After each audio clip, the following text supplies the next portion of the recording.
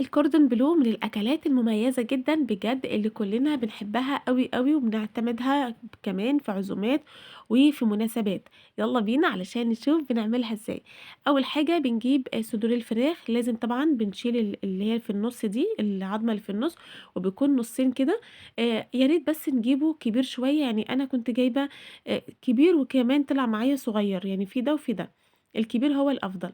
وبعد كده بكيسة التلاجة زي ما إحنا شايفين، وكمان بندقه على الآخر لحد ما يبقى معانا كده، بس نخلّي بالنا ما يتقطّعش.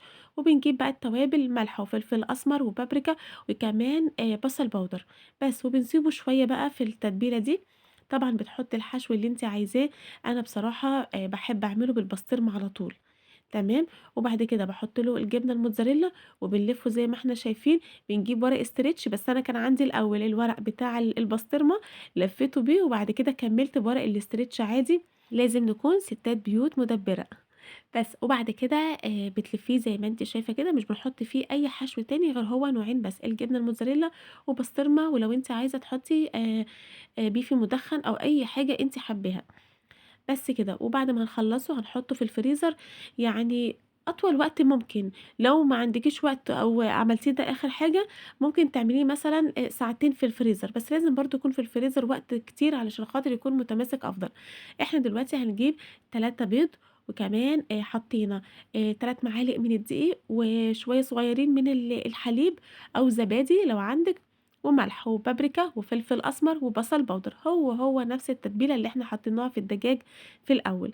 ماشي. ده بقى الاسترتشات بعد ما إحنا لفيتها بيها، بس وأنتِ بتلفيها بتدوسي شوية علشان خاطر يفضل يبقى معاكِ نفس الشكل ده بالضبط.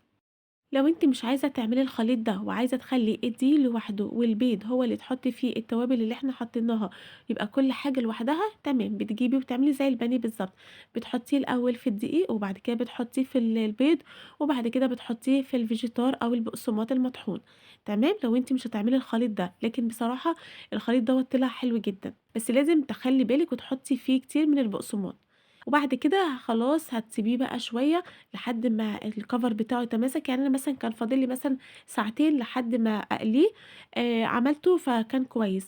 لو أنتِ بقى عايزة تعمليه كده وتحطيه في الفريزر بالstretch ده كده لوقت تاني في الفريزر بقى يوم، 2، أسبوع، 2 براحتك خالص، تعمليه كده وبعد كده تطلعيه. مجرد بس تحطيه في في الcover بتاعه هيكون سهل معاكِ جدًا، وبالذات لو عندِك مناسبة أو لو بتشتغلي وبتحبي إن أنتِ تفرّزي الأكل، هيبقى معاكِ سهل جدًا. وبعد كده بنجيب زيت غزير وكمان بنحطه أول ما الزيت بيكون سخن جدًا، بنوطّي بقى عليه علشان خاطر يعني هياخد معانا في القلية بتاعته حوالي 10 دقايق.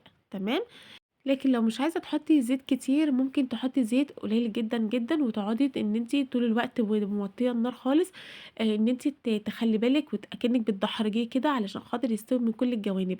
بس بصراحة أنا باحب إن أنا أقليه كويس علشان خاطر أتطمن إن من جوّه كمان استوى. تمام. عشان هو طبعًا بيكون ملفوف كذا طبقة ورا مع بعض، فعشان أتأكد إن هو خلاص استوى. وبعد كده بنطلّعه بقى، يا ريت نطلّعه على شبكة مش على مناديل، علشان المناديل في الحاجات دي بتخلّي الحاجات المقرمشة تبقى طرية معانا. بعد ما بتقليه وخلاص، لو عايزة إن أنتِ تقطّعيه زي ما إحنا شُفناه في البداية وهو سُخن، ما تستنيش إن هو يبرد، لازم السكينة تكون حامية جدًا علشان الcover ما يطلعش منها بسهولة، أو تكون السكينة اللي هي المشرشرة. تمام. لو تفتكروا أنا كنت عاملة قبل كده نفس الcordon bleu، بس كنا فارمين الدجاج، صدور الدجاج دي فرمناها في الكبة عادي. وبصراحة أنا باشوف إن الاتنين ما فيش أي اختلاف ما بينهم. عايزة تعمليه بالطريقة دي تمام، ادخلي وشوفي الفيديو، مش عايزة برضه شوفي الطريقة دي. وبكده خلصت وصفتنا، وأتمنى تكون عجبتكم، وقولوا لي رأيكم إيه، ويا ريت نشترك في القناة.